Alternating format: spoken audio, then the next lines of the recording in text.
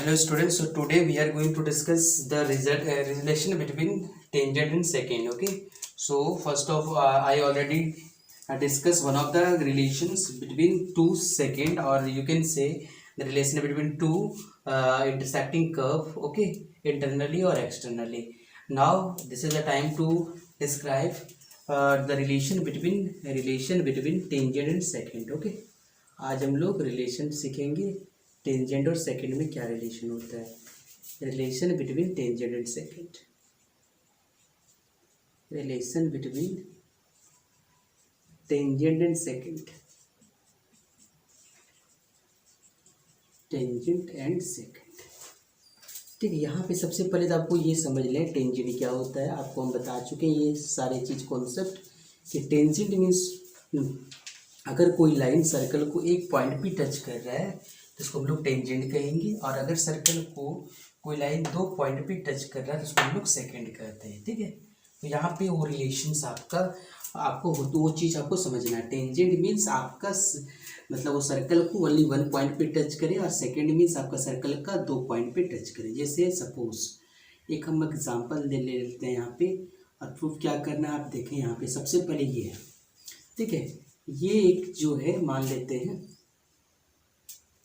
ये एक जो है ये जो है एक सेकंड है। ठीक है, मान लेते हैं ये पी है, और ये जो है एक टेंजेंट है, ये टेंजेंट है, ये आप ए है।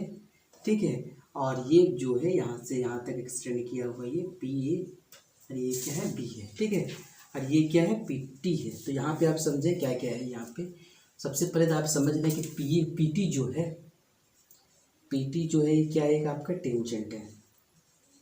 ठीक है, क्योंकि ये सर्कल को एक पॉइंट पे टच कर रहा है।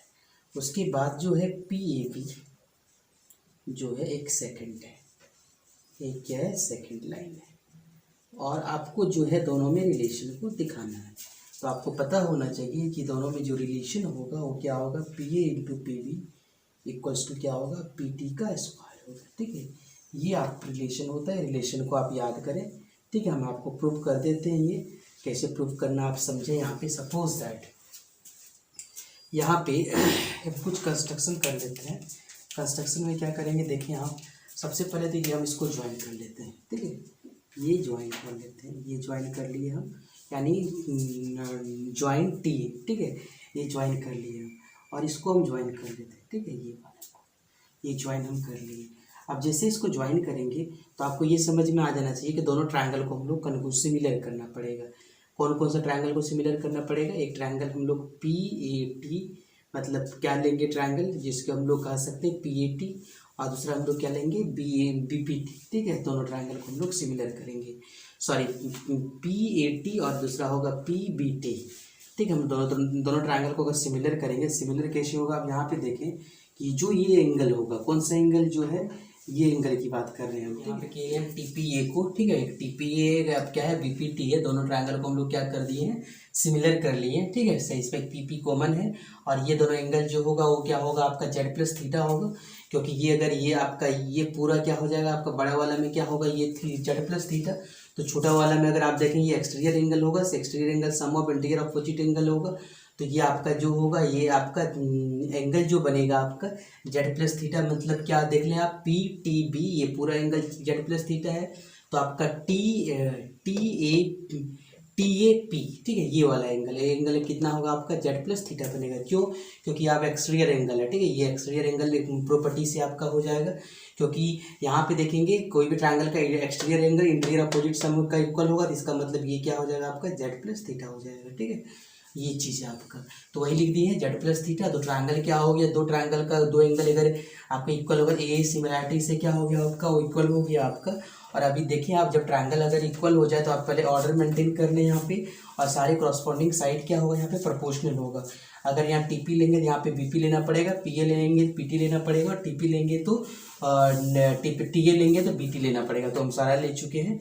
अब यहाँ पे देखिए फर्स्ट कर दो देखें तो P T into P T क्या होगा, P T square, P into P B, ये आपका रिलेशन आ गया। तो आपको सिंपली जो है ट्रायंगल को सिर्फ क्या करना है, आपको ट्रायंगल को आपको सिर्फ सिमिलर करना है, ठीक है, सिमिलर करना है। तो आपको ये चीज़ आपको ध्यान देना पड़ेगा। एक क्वेश्चन आपको हम थोड़ा जस्ट डिस्कस कर देते हैं कि क्वेश्चन आपको कि क्वेश्चन इसको कैसे बनाया जाता है क्वेश्चन को, ठीक है। आप डायरेक्ट जो है इस फॉर्मूला से आप इसको बनाएंगे और इसको इस चीज़ को आप यूज करेंगे। जैसे कि अगर आपसे हमें क्वेश्चन दे दिया जाए आपको यहाँ पे कि बताइए, जैसे क्वेश्चन आपको बोल दिया जाए find the length of P T, ठीक है, find the length of P T यानी फाइंड पी टी, ठीक है। इफ़ आपका पी ए का वैल्यू दिया हुआ है, पी ए इक्वल टू दिया हुआ आपका 8 सेंटीमीटर, ठीक है, and A B equals to दिया हुआ है आपका, ए बी इक्वल्स टू दिया हुआ है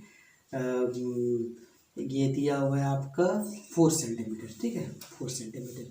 अब यहाँ पे देखें पी ए अगर 8 है तो पी बी कितना हो जाएगा बताइए, दोनों को जोड़ दीजिए आप। तो पी ए प्लस क्या होगा, P A plus A B हो जाएगा आपका। तो यहाँ से हो जाएगा कितना, 8 + 4 इक्वल्स टू क्या होगा, 12 होगा।